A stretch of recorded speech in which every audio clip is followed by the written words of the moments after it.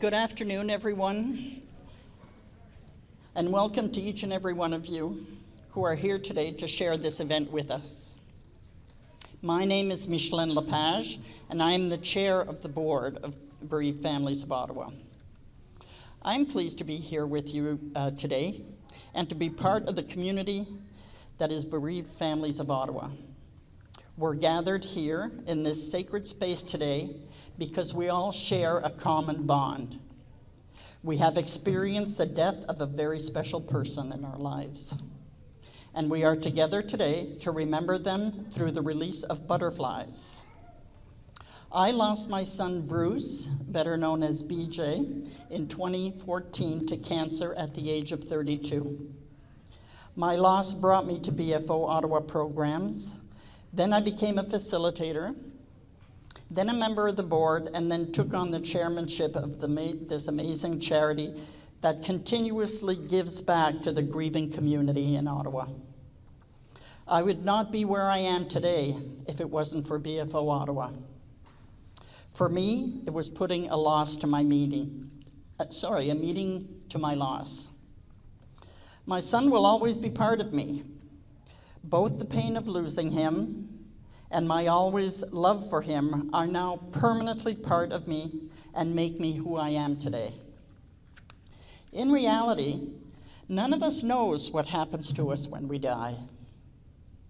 It's the mystery of life. Life's energy cannot be destroyed, but it can be transformed. We believe that the energy of our loved one lives on within us and through us, no matter what comes in our life. The butterfly is a symbol of endurance, change, hope, and transformation throughout the world. Some people believe butterflies carry messages to those who are no longer with us. Butterflies live in this world for a very short time. And during that time, we see them go through a rapid transformation from a not only pretty caterpillar to a beautiful, delicate creature that visits the gardens around us. It flutters its beautiful wings. This is the mystery of life. We can observe the butterfly's transformation. We can see where it came from and how it is now so beautiful. For many of us, the butterfly can symbolize hope for ourselves as well. Our hope for ourselves is that we can transform and learn how to deal with our loss. In the early stages of our grief, we hope we will learn to see the beauty in life again. It is through healing that we too can be transformed. We carry our love in our hearts. The butterfly gives us hope because we can witness its transformation in a very short period. At times, when we are grieving, we wish this for ourselves. And it also gives us hope for the people who are no longer physically with us. We hope that they too have been transformed. So why do we release butterflies for our loved ones? It's because we want butterflies to deliver our messages of love to those who can no longer be with us physically. They have transformed, they can fly, and their life is ephemeral. We whisper our messages to them in the hopes that they will reach our loved ones. My wish for everyone here today is that you find your own way forward with the love you feel in your heart. My hope is that by gathering here as part of the BFO Ottawa community, you know that you are not alone, that we are here to help you deal with the part of life that are difficult for each of us to experience. Thank you.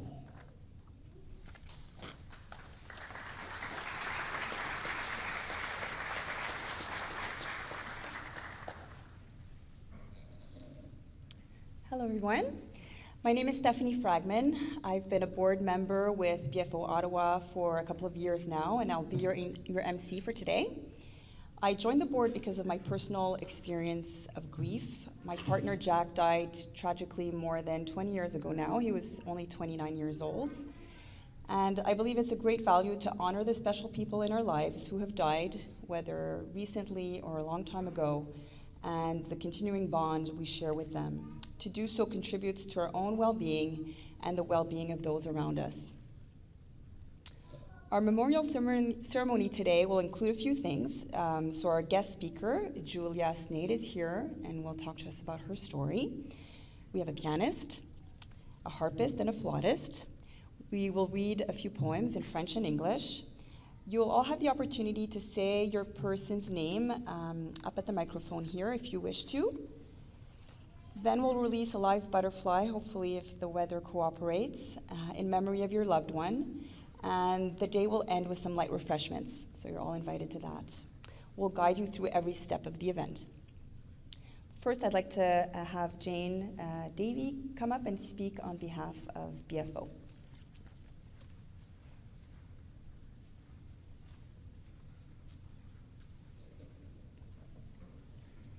Good afternoon, everyone. My name is Jane Davey, and I'm the Program Manager here at Bereaved Families of Ontario, Ottawa Region, otherwise known as BFO. My involvement with BFO dates back 20 years when I sought the support of bereaved families after my 17-year-old daughter Emily died in a car accident. I participated in the death of a child support groups, and BFO was really instrumental in my healing process. I really felt a connection and a bond with the other bereaved parents who were complete strangers when I very first met them. And I felt that connection that I didn't even feel with other people in my life, even my close family and friends. And I used to say that nobody else gets me like another bereaved parent. I felt the value of peer support groups then, and I witness it, the value of it today, every day. I see that healing happens over time when those people who are grieving regularly attend our support programs. For the last 15 years, I've been a volunteer facilitator to help other newly bereaved people. And like Micheline, it is my way of giving back to an organization that gave to me when I needed it most. And what an honor it is to be able to help people in what is likely one of the most difficult times of their life. BFO is a small charity that's been in the grieving and mourning business for over 40 years. We've been here since 1978. So we do know a little bit about grief and bereavement. And we've always known that when our special person dies, it's not about giving up or ending our relationship with our person, but instead it's about finding ways to stay connected to them, to commemorate the life that we spent with them, to cherish our past memories. Actively remembering is an important part of our grief healing process, and to celebrate their life through remembrance events such as this. This is BFO's 13th Butterfly Remembrance event and fundraiser, and I just want to thank you all for being here and spending this day with us and supporting us. What most people don't know is that Bereaved Families is a small charity that relies on donations and community support in order to run our grief programs. And Beechwood and Erica, who works at Beechwood, have been a constant source of community support to BFO over the years. Beechwood graciously donates this beautiful space to us for our memorial events. And the funds we raise today allow BFO to continue to offer our grief support programs who are open to everyone and anyone in our Ottawa community. We provide about 300 groups a year, which is quite a few. And the funds will also go to train and educate our new volunteer facilitators who want to help the newly bereaved. So some of our facilitators here today, and one of them is Gail, and she's in the very front row, has been volunteering with us for I don't even know how long, maybe 25, 30 years, yeah. And I can't begin to imagine how many bereaved people she's helped in her lifetime.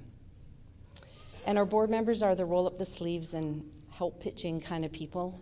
They give countless volunteer hours And they're all sitting in the front row here, so if you have a chance to say hi later on, then please do. And say hi to Monique and Kaylee, my coworker who organized the event for you all today.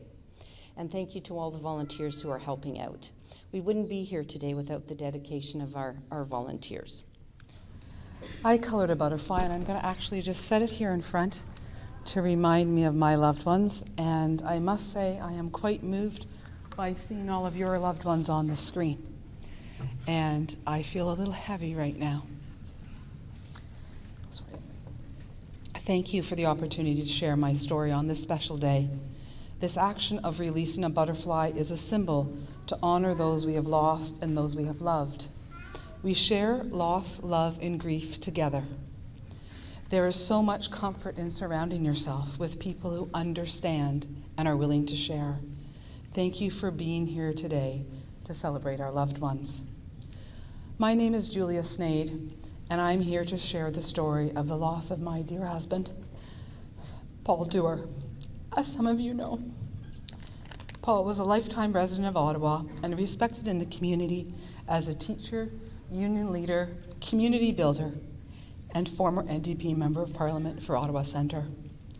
I am a retired teacher of elementary students and later teaching teachers. Paul and I have two sons, Nathaniel, who was 23 at the time of his death, and Jordan, who was 20. We had a wonderful dog, Wesley, who was a steadfast observer in the journey, always available for hugs and tears. We were lucky to have the support of an extended community, financial means, and a close family during Paul's dying and my grieving journey. Our life was busy, engaged with the community, attending meetings, organizing events, being involved in elections, right from the beginning of our relationship and throughout our 25 years of marriage. Once Paul became a member of Parliament, we lived a public life, something that was familiar to Paul, as his mother, Marion Dewar, was the mayor of Ottawa in the 70s. His father was a public servant, and he had 3 sisters and a brother. Paul, along with his dear parents, is buried right here in Beechwood Cemetery overlooking Parliament Hill. Despite being in the public eye, and having a very busy job, Paul was firmly grounded in the roots of family. He loved us well, and we were his first priority. Paul enjoyed time in the natural world, skiing, hiking, paddling, and swimming. He loved to travel, visiting art galleries, museums, and local parks. He loved to watch children play and was known to climb a play structure even at 50. He was an avid reader, CBC listener, and a lover of music. Paul was also a meaning seeker, and that was fostered by his genuine love for people and desire for meaningful conversations. He was empowered and inspired by working with other people, trying to make the community and the world a better place for all. Paul was a grassroots person who believed that when people share experiences, we come together and don't feel quite so alone. Hence, he shared his dying journey with the public. As the media sought him out, he was eager to share his experience. I was told that we die how we have lived, and that was certainly true of Paul, and perhaps of your person as well. Paul died in 2019, 1 year after being given a terminal diagnosis of stage 4 brain cancer, also known as GBM, at the age of 56. We embarked on a journey through the standard of care, which included an awake brain surgery, 5 weeks of radiation, and chemotherapy. Paul hoped he could contribute to research about his cancer, knowing it would not change his reality through a trial on immunotherapy. We accepted almost immediately that Paul was on a journey to death, so dying well became our focus. We faced Paul's death and looked back to figure out how to live the rest of his days.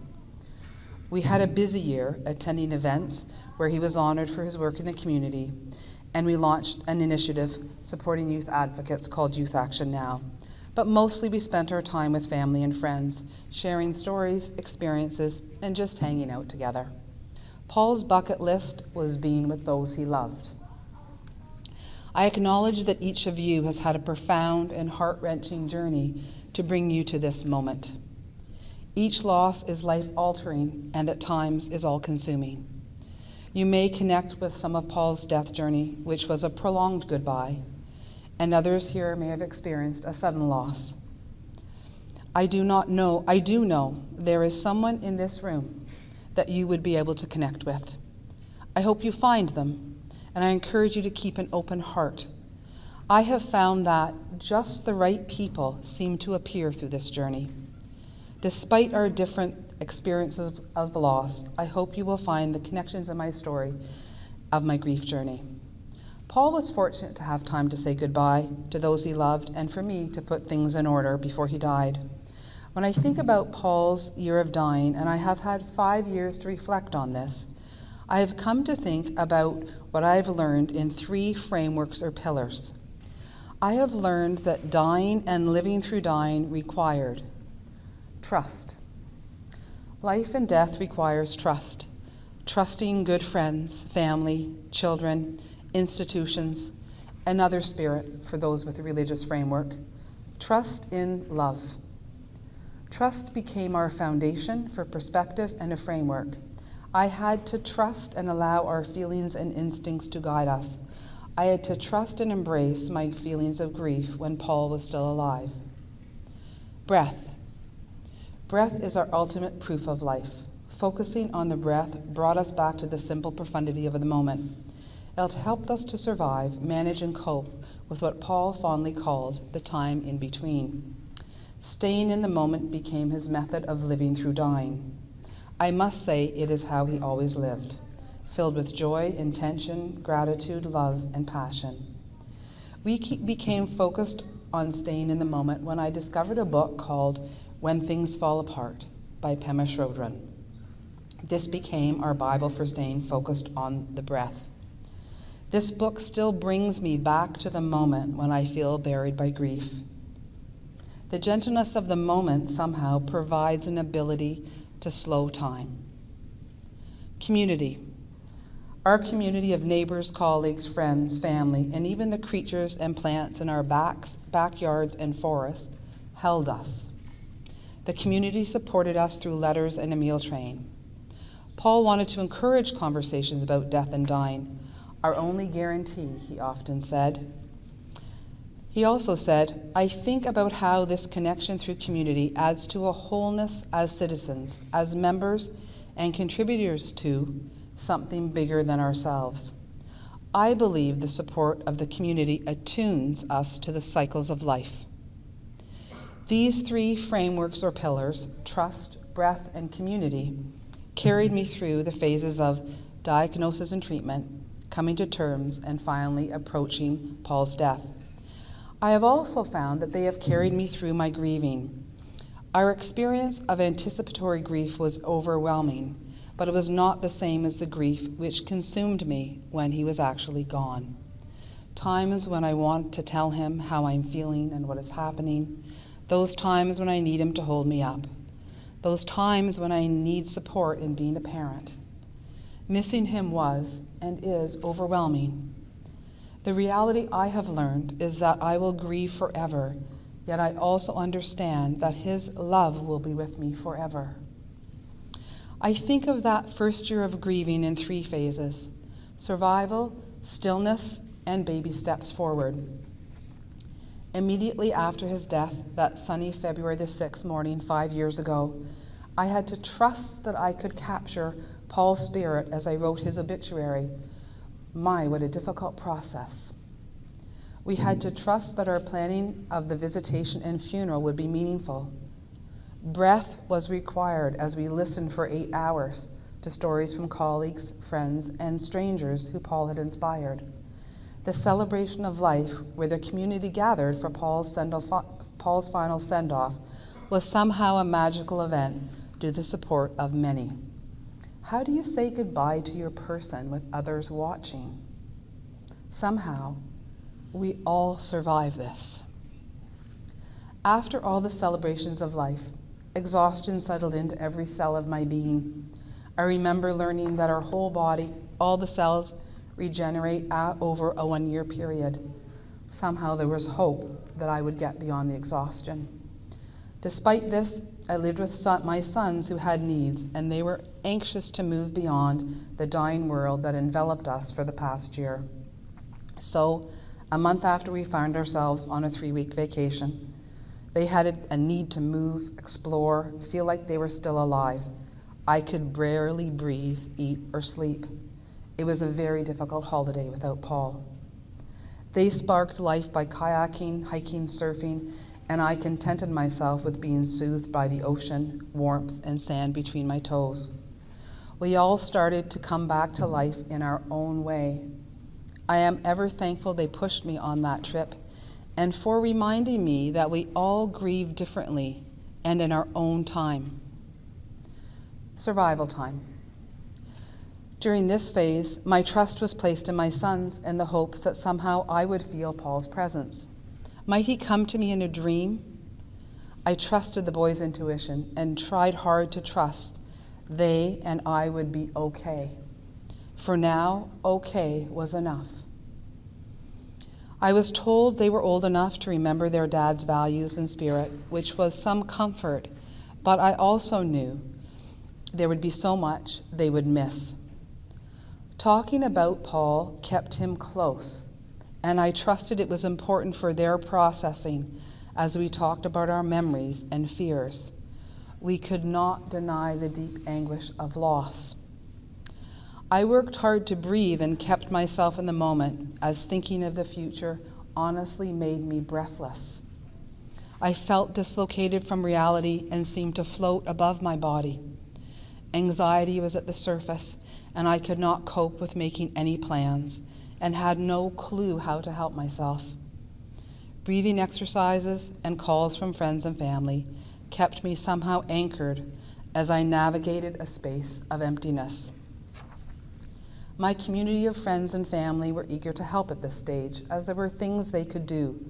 Meals arrived, flowers and cards appeared. My sister called me every day, and my sons reminded me to eat and sleep. My body continued living, and I faced some medical issue which required attention. I discovered that a widow's heart is real, and mine was heartbroken. This time of survival, though very difficult, was an important part of my grieving journey. It allowed me to practice trusting, breathing, and understand what my community without Paul would be. I let others lead the way, helped by a psychotherapist and our minister, who is a dear friend. For my survival, while I remained rather like a bird needing to be fed and kept warm by the gathering of friends around me.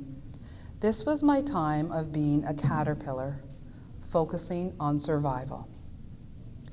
Stillness time. Then came my time of profound stillness. This was a time of watching.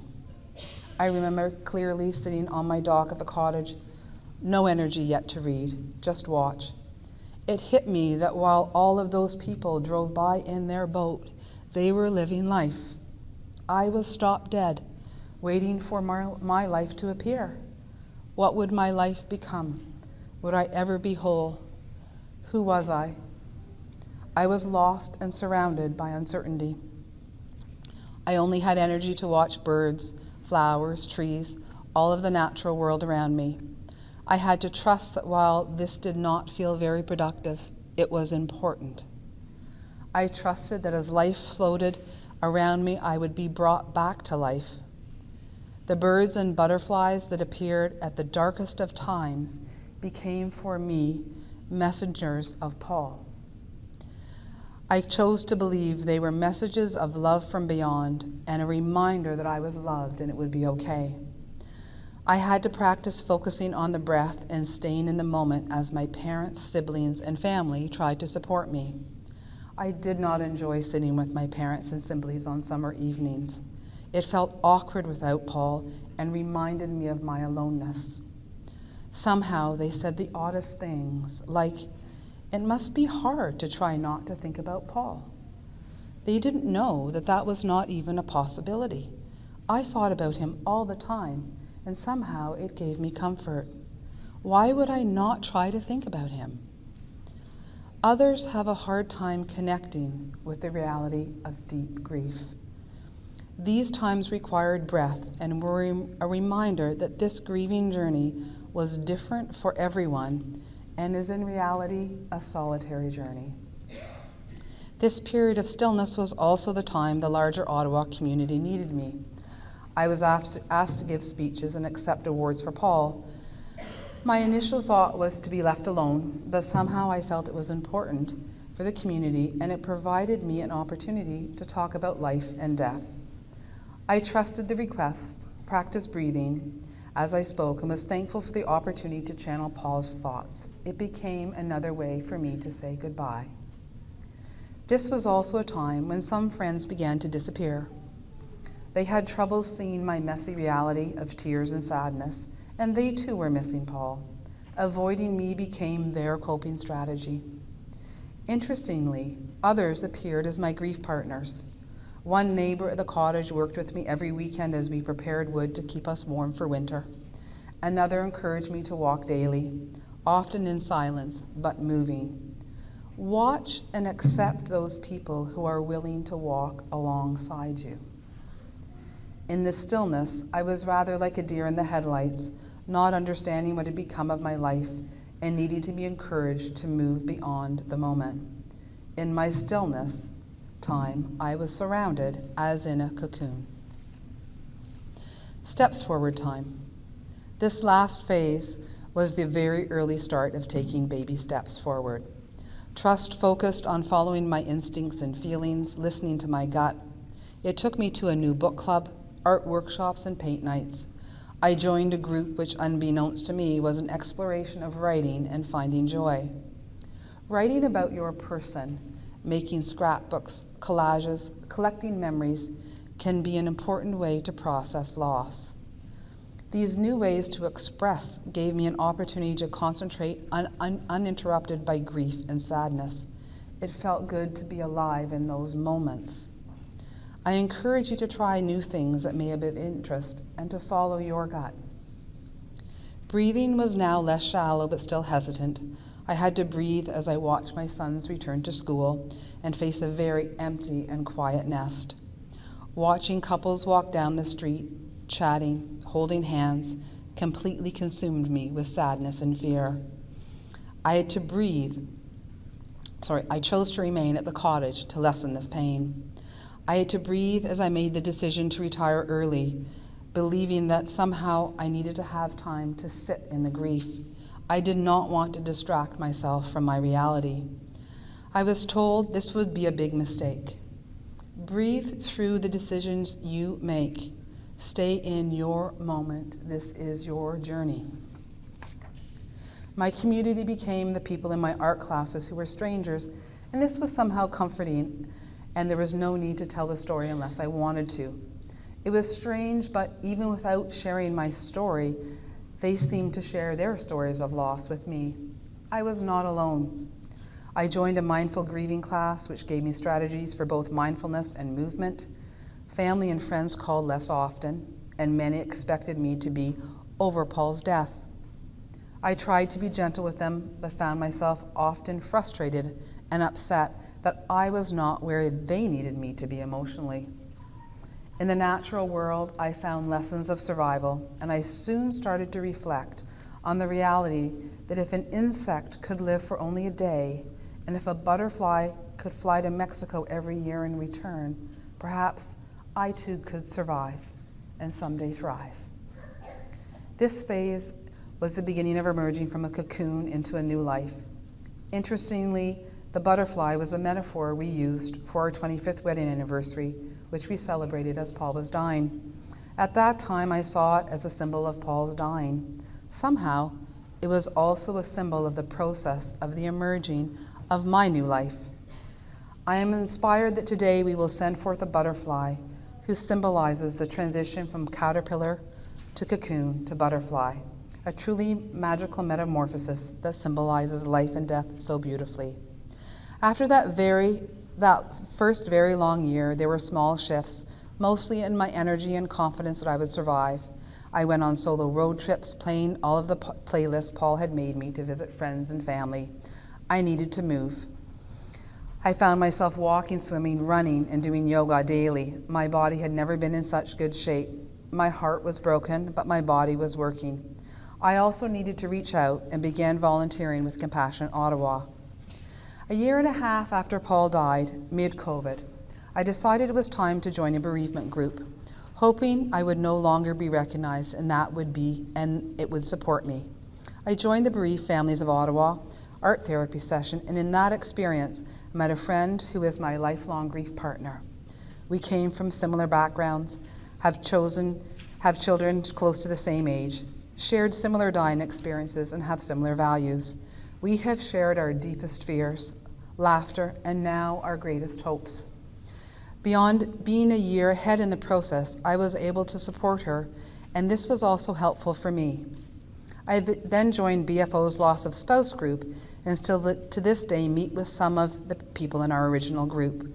We gather every few months for a meal, sharing stories of our lost loves, fears about the future, laughter, and reminding each other we will survive.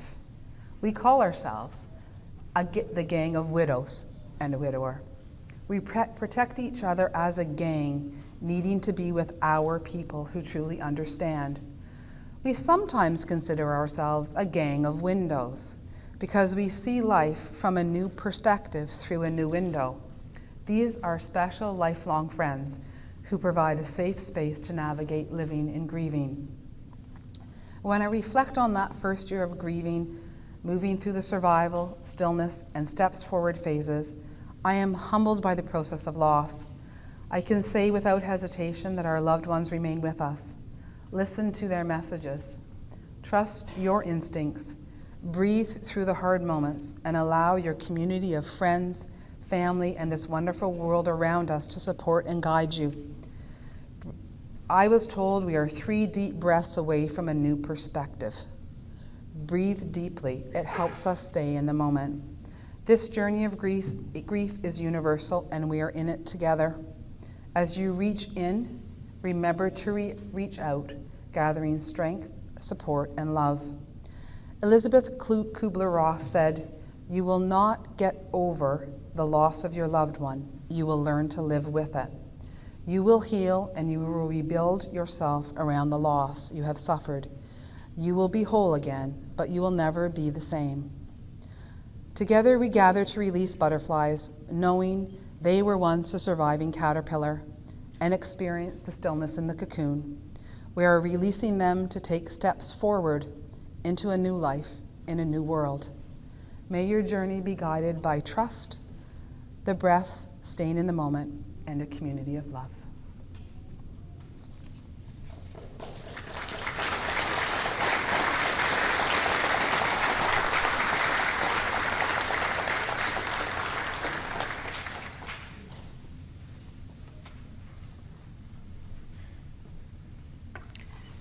Thank you so much, Julia, for sharing your very personal, honest, and inspiring story with us. I really feel like it resonated with my experiences, and I'm sure it resonates with people who are further along in their grief here today with us. You've really done a wonderful yet a difficult job of continuing to bring your grief and Paul forward into your life. You are a beacon of hope, giving a lot of people hope here today to those who are maybe a little bit earlier in their grief, so thank you so much for that. Je voudrais maintenant inviter Lisa à lire un poème, then Jane will read the English version.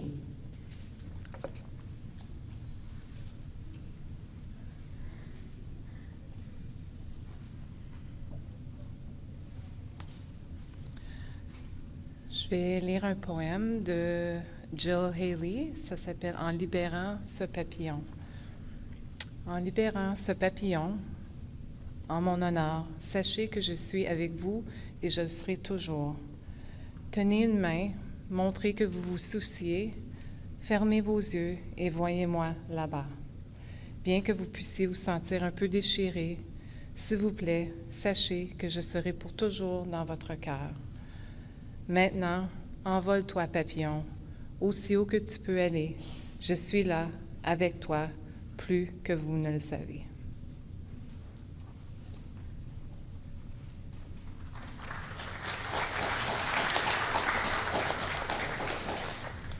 And I'm going to read a different poem in English.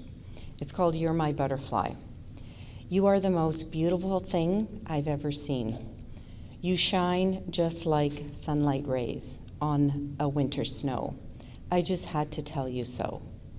Your eyes sparkle as the stars. Like the moon, they glow. Your smile could light the world on fire, or did you even know? Your mind's full of everything that I want to know.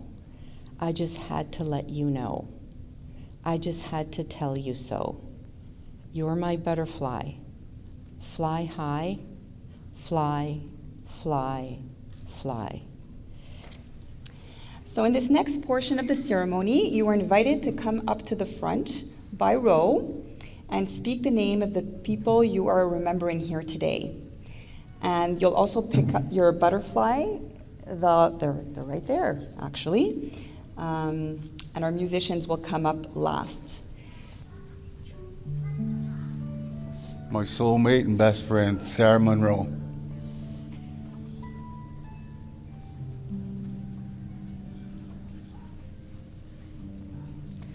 Dallas Radmore.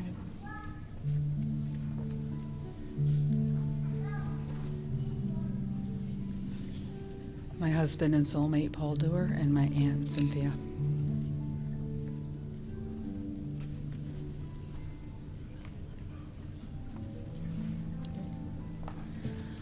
For our daughter Desiree Scott and But- her godmother Jennifer.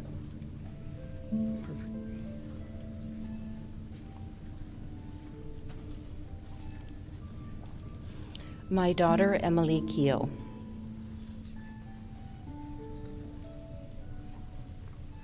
My mom, Patricia Elmhurst.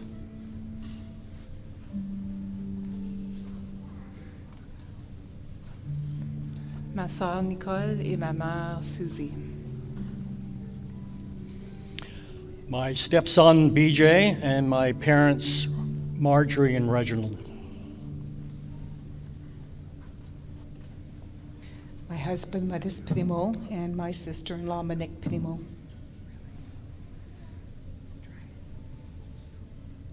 My mother, Anne, and my father, Carl Halchuk.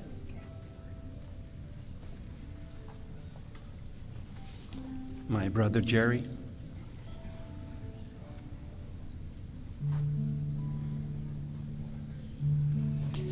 For my son, Bruce Jr. Levesque, better known as BJ, and for my mom and dad, Colette Lepage and Guy Lepage.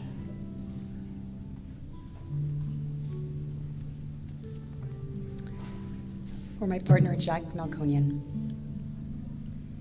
Is there anybody else that wanted to come forward? Good. Okay. That's always the most emotional part of the day. It takes a lot of work, volunteers, and community support to make this Butterfly Memorial happen. I would like to thank our musicians who volunteered their time to play for us today.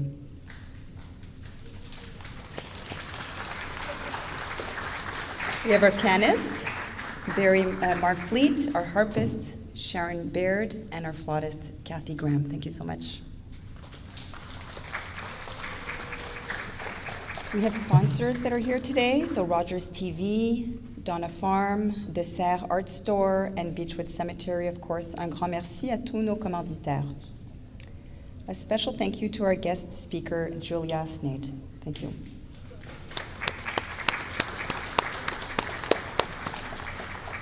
I'd also like to thank Erica Wagner and the Beechwood National Cemetery for their support in assisting us with putting on this event and for providing the perfect scenic location and garden setting to release our butterflies, which I actually think will happen.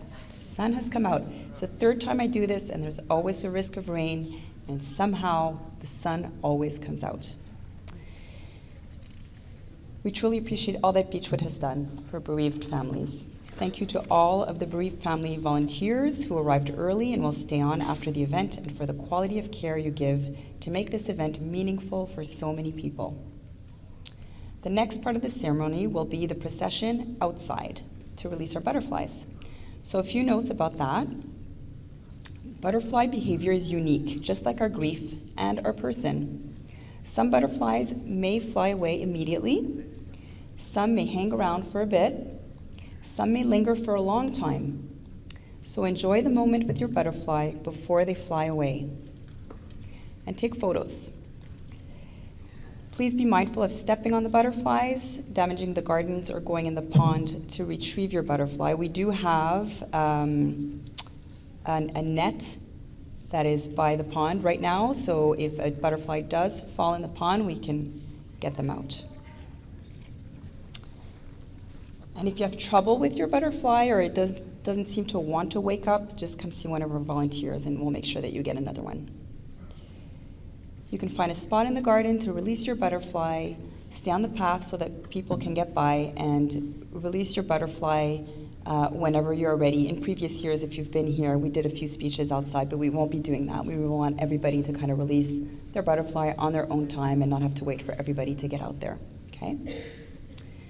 After you release your butterfly, we're doing refreshments and we're doing them in the reception room here. We won't be doing them outside just because of the risk of rain, so it'll be back in here. So whenever you've released your butterfly and you're ready, just come on back in for some refreshments. As you saw on your way in, we have a table of sale items. There's a butterfly puzzle that was designed specifically for BFO. It does have in the background the Beechwood Cemetery. We also have butterfly pollinators, angel pins, and a book about bereaved parents. Several of the book contributors are actually here today. So if you haven't had a chance and you want to make a purchase, we can do that at any time. On behalf of BFO Ottawa, thank you all for joining us today in remembering our special people. Un grand merci de la part de BFO Ottawa à tous ceux qui sont joints à nous aujourd'hui.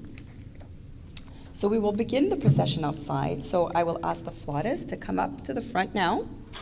Is she already there? Oh, there she is. And stand near the harpist. So the flautist will start playing a song, and then she will walk down the center aisle here, and we will then follow her and her music outside into the garden. So the musicians and volunteers will, with the butterfly box, and myself will go first, and then we'll follow in order from the front row. So the two front rows can go first, and the second row, third row, etc. And that concludes our ceremony. So I will have the flautist start.